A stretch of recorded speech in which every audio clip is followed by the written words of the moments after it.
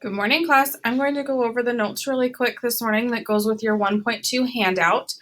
If you can just follow along in this slide, I'll go over a few quick things. On the first slide, it's going to ask you, what are 3 ways that you know that you have a good handshake when you're making a first impression? So you're going to brainstorm 3 ways, or later on in this handout or this slideshow, there are some examples as well. And then it's going to ask you, what are 3 different ways that you can greet somebody other than a handshake, especially right now in a pandemic world where we really shouldn't be touching each other. So you're going to come up with 3 alternatives to handshakes that you could put on that second slide. On the third slide, we have some notes that you will need to fill out. I'm just trying to get to the page we need here. Oh man. So how long does it take someone to form a first impression about you? This is going to be on your notes slide. If you were to guess, think about that for a second. It actually takes only 30 seconds for somebody to make a first impression about you. So our next question is, how long does it take to reverse a bad first impression? So if you make a terrible first impression, how long do you think it takes to turn that around and change their opinion? Ready? 20 additional encounters. You have to meet with that person 20 more times before you can change what they first thought about you. Isn't that crazy? So what social cues form a first impression?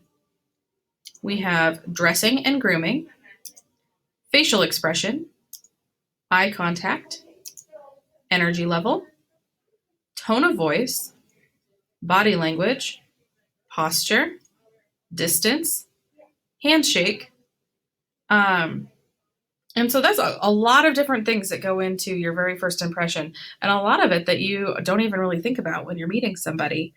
And things are definitely a little bit different in our pandemic world right now, especially like originally, like before this, you might have thought, ooh, if somebody's standing far away from me, it might mean that they don't really like me, they don't want to be near me. And now that could mean that they respect you because they're trying to keep you from getting sick or sharing germs.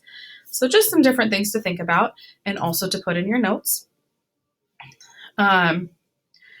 What makes a good shake? These are the things that are this lesson has identified that makes a good handshake. We have approach, smile, mesh. Do you mesh well? Is it awkward when you put your hands together? Does it work out? Shake. How does a shake feel? Did you make eye contact? Is it a warm greeting, or are you like, hey, and you just back away? Did you state your name clearly? And then instead of if a handshake is inappropriate within your culture or region or religion, as it might be, we're also thinking about, is it appropriate right now in our pandemic world? Not really.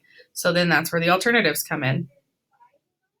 I think this is where we're going to end, because I can't really have you guys walk around and practice handshakes with your classmates because we are clearly not in class right now where we can do that. So if you will make sure your notes get filled out and you turn in your 1.2 handout, that would be awesome. And I will see you not next week, but the week after.